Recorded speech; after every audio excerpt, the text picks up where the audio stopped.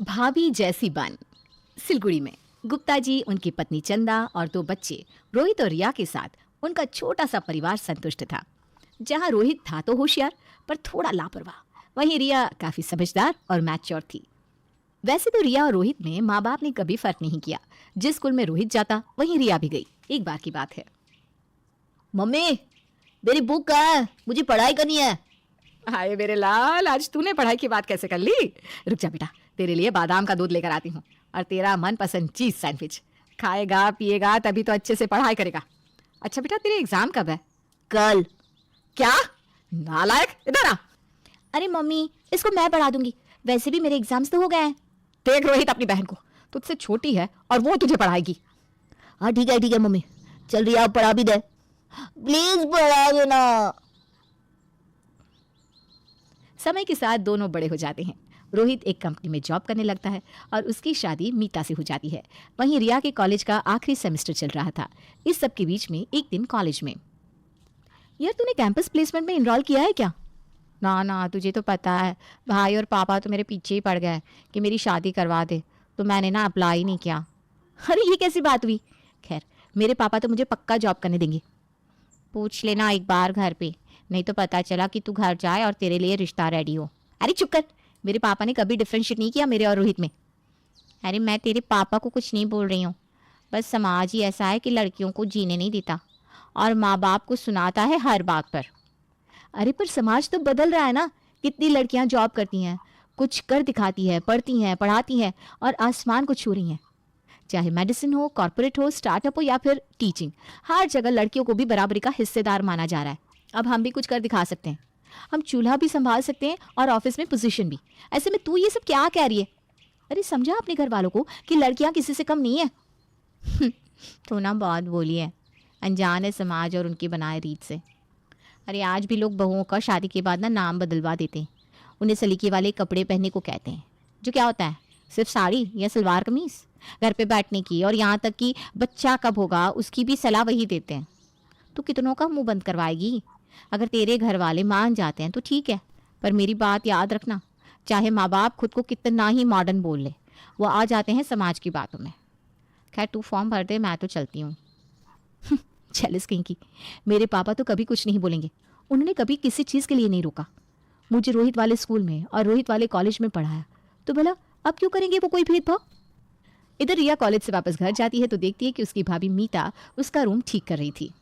भाभी, what nonsense, क्या कर रही हो आप? मेरी बुक्स को हाथ क्यों लगाया आपने? अरे दीदी मैं तो बस। क्या मैं तो बस? हाँ, गेट आउट। मेरी सारी सेटिंग खराब कर दी, कमार कहीं की। ये बात मीता सुन लेती है और उसकी आंखों में आंसू आ जाते हैं, पर वो कुछ नहीं कहती। अगले दिन खाने के टेबल पर, पापा मेरे कॉलेज कैंपस में प्लेसमेंट चल रही है और जल्दी मेरी भी प्लेसमेंट हो जाएगी, फिर आप आराम से रिटायरमेंट ले लेना। भैया और मैं इस घर को संभालेंगे। अरे क्या बोली जा रही हो रिया? और तुम्हें किसने बोला है जॉब करने के लिए? मैं कुछ समझी नहीं पापा। देखो रिया, मैंने और तुम्हारी मम्मी ने कभी फ़र्क नहीं किया तुम में और रोहित में। इनफैक्ट तुम रोहित से ज़्यादा तेज़ हो, ये हम सब मानते हैं। पर बेटा जॉब वॉब का सपना तुम छोड़ दो। ये जॉब में ना बेटा बहुत स्ट्रेस होता है, बॉस की चिक चिक में ही आधी ज़िंदगी निकल जाती है। और बेटा हम लोगों ने एक फ़ैसला लिया है, हमने सोचा है कि तुम्हारी शादी अब जल्द से जल्द करवा देंगे। हमने तो कुछ लड़के देखने शुरू भी कर दिए हैं। अब बस एक अच्छे परिवार में तुम्हें जाता देख मैं रिटायरमेंट ले लूँगा। ये सुनकर तो मानो रिया के पैरों तले ज़मीन खिसक गई। पहले 2 मिनट तक तो वो एकदम शांत थी, पर फिर वो बोली, आपने मेरी ज़िंदगी का इतना बड़ा फैसला ले लिया और मुझे पूछना भी ज़रूरी नहीं समझा कि भेदभाव क्यों? पापा, मैंने आज तक कभी किचन का काम नहीं सीखा क्योंकि मैं हमेशा पढ़ाई करती रहती थी, और इसका सिला ये दिया आपने मुझे। पापा बेटा हर लड़की को ना एक दिन ससुराल जाना ही होता है, और ज़्यादातर ससुराल ऐसे होते हैं जहाँ वो उम्मीद करते हैं कि उनकी बहू घर संभाले, बच्चों को देखे, परिवार की ज़रूरतों का ध्यान रखे। अब अपनी भाभी को ही देख लो, पैसे सबका ध्यान रखती है, घर में तुम्हारी माँ का हाथ बटाती है। पर बाबूजी, अरे इनसे मेरी क्या तुलना कर रहे हो पापा? ये गंवार को वैसे भी आता क्या है? ये तो है ही इसी के लायक कि वो घर के काम करे। आप इनकी तुलना मुझसे क्यों कर रहे हो? ये जरूर आप ही की कोई चाल है ना? खुद तो कुछ कर नहीं सकती तो मुझे भी अपना जैसा बनाना चाहती हूँ। ज़बान संभाल कर बात करो रिया, तुम्हारी हिम्मत कैसे हुई इस तरह बात करने की अपनी भाभी के साथ? माफ़ी मांगो। माँ, तुम तो समझाओ पापा को। रोहित भाई, तूने भी कुछ नहीं कहा पापा को, एक बार समझाने की कोशिश नहीं की। अरे तेरे लिए तो क्या कुछ नहीं किया मैंने, तुझे पढ़ाने वाली तो मैं ही होती थी। चुप क्यों है, बोलना। भाभी नहीं बोला होगा ना चुप रहने को, जा रही हूँ मैं अपने कमरे में। मीता कुछ बोलने जा रही थी कि तभी रोहित उसका हाथ पकड़कर चुप रहने का इशारा करता है। आपने क्यों रोका मुझे? मैं दीदी को समझाती, उनका भला चाहती हूँ मैं। मीता, रिया गुस्से में थी और तुम्हारी बात अभी वो नहीं समझती। उसे थोड़े दिन छोड़ दो, वो अपने आप समझेगी सब कुछ। अभी वो हम में से किसी की बात नहीं सुनेगी। अगली सुबह जब सब ऑफिस जाने की तैयारी कर रहे थे और रिया फॉर्मल्स पहनकर बाहर आती है। ये फॉर्मल्स कब के लिए? ये पहनकर कहाँ जा रही हो रिया? जॉब इंटरव्यू है इसलिए। रिया, कल की बात तुम भूल गई क्या? नहीं मतलब नहीं। पर पापा। बाहर में जाए तुम्हारा जॉब। अब तो तुम एग्जाम्स भी नहीं दोगी। बहू, इसकी ट्रेनिंग आज से, बल्कि अभी से ही शुरू करो। किचन में लेकर जाओ इसे और सिखाओ सब कुछ। पर पापा जी। तुमने मेरी बात सुनी बहू? लेकर जाओ। मीता अपनी ननद का हाथ पकड़ने जाती है, पर रिया गुस्से से उसके हाथ को झटका कर किचन में चली जाती है। फिर एक बार मीता कहते कहते रह जाती है और अपना सा मुंह लेकर चुपचाप किचन में चली जाती है। अब तो ये रोज की बात थी। बहू कुछ भी कर रही होती तो घर वाले रिया को भाभी जैसा बन ये कहते रहते और रिया के मन में और ईर्ष्या की भावना आ जाती। एक दिन, रिया, मेरे लिए एक कप चाय बनाना तो। पापा आप देख नहीं रहे, मैं मोबाइल में कुछ कर रही हूँ। कैसी लड़की है ये? कल को ससुर चाय मांगेंगे तब भी ये बोलेगी क्या? मुझे अपनी बीपी की दवाई के साथ कुछ लेना होता है, जाओ चाय ले आओ। रिया गुस्से में फोन फेंक कर चाय बनाने लगती है। पर आधे घंटे बाद, अरे बेटा जी, अब चाय बनाने गई थी या चाय पत्ती तोड़ने?